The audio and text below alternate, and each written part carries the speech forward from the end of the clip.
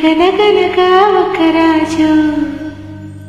గగనము నీలే మహారాజు కనపడలేదా యువరాణి రోజు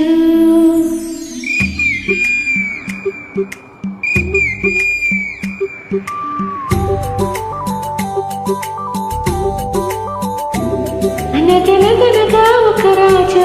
గగనము నీలే మహారాజు కనపడలేదా